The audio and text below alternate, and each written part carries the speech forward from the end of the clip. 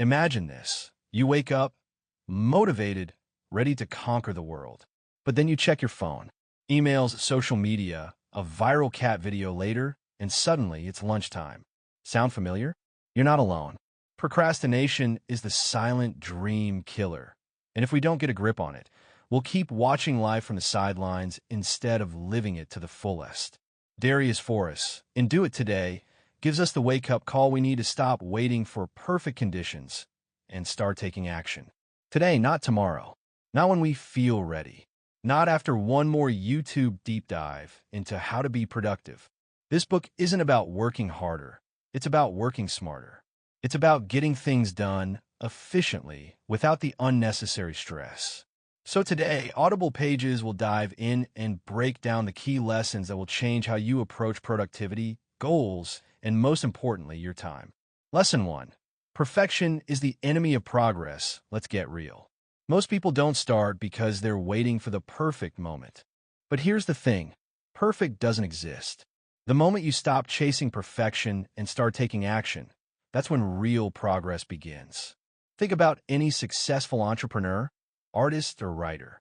Do you think they got there by waiting until they felt fully confident? Nope. They started messy, made mistakes, learned, and improved along the way. Actionable insight. Instead of waiting for the perfect conditions, adopt a just start mentality. Got an idea? Take the first small step today. Waiting until Monday to start working out? No, do 10 push-ups right now. Success isn't built on grand gestures. It's built on consistent action. Additional example. A friend of mine wanted to start a YouTube channel, but kept delaying it because she wanted her first video to be perfect. After a year of hesitation, she finally posted a simple video, no fancy edits, no professional camera. Fast forward 6 months, and she had built a growing audience. The lesson? Starting messy is better than not starting at all. Lesson 2. The someday trap. We all have that list. The one filled with dreams and ambitions we'll tackle someday. But someday is the biggest lie we tell ourselves. If it's important, why isn't it on today's agenda? Forrest emphasizes that action beats planning. Sure, strategizing is great, but too often we get stuck in planning mode. We overthink, we research, we prepare, and then we never actually do. Actionable insight.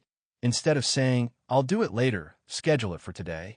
Even if it's just a 10-minute effort, start now. Small, consistent actions lead to big results. Practical exercise. Take out a piece of paper. Write down 3 things you've been putting off.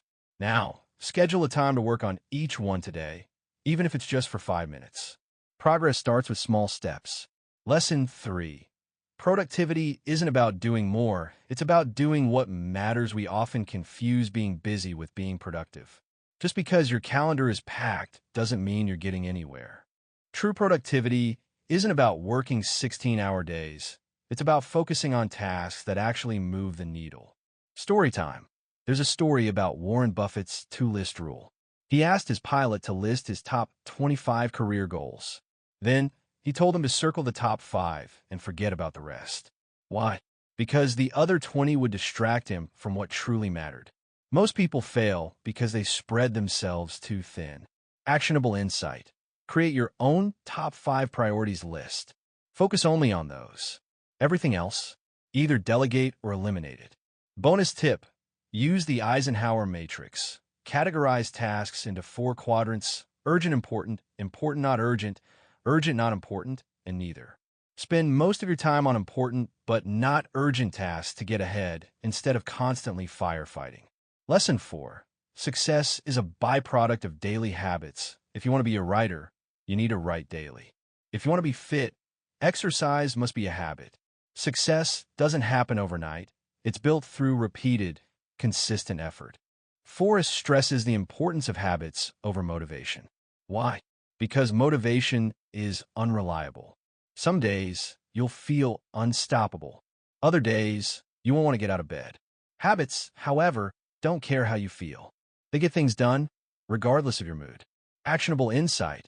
Identify one small habit you can start today. Something so easy it's impossible to fail. Want to write? Start with 50 words a day. Want to read more? Just 1 page a day. The key is consistency, not intensity.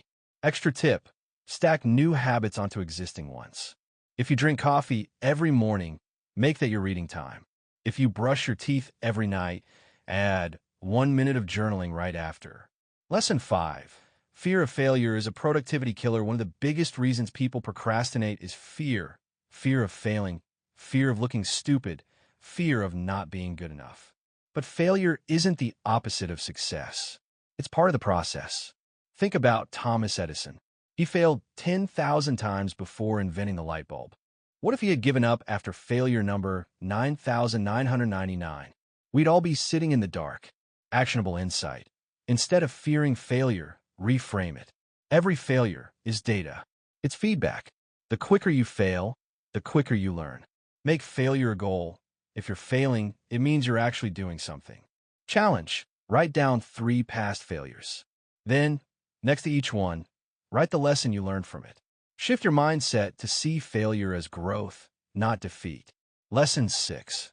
Create before you consume. We live in a world drowning in information. Social media, news, endless blogs, and YouTube videos.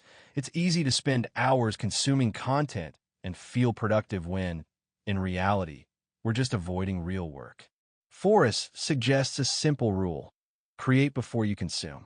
Write something, work on your project, take action, then, and only then, allow yourself to consume. Actionable insight: try a morning create first routine. Before checking your phone or emails, do one thing that moves you closer to your goal. Even if it's just 5 minutes, it makes a difference. Bonus exercise: keep a creation versus consumption log for a week. Track how much time you spend creating versus consuming. Aim to create at least 50% of the time. Conclusion: stop waiting. Start doing. The biggest takeaway from Do It Today: action is king.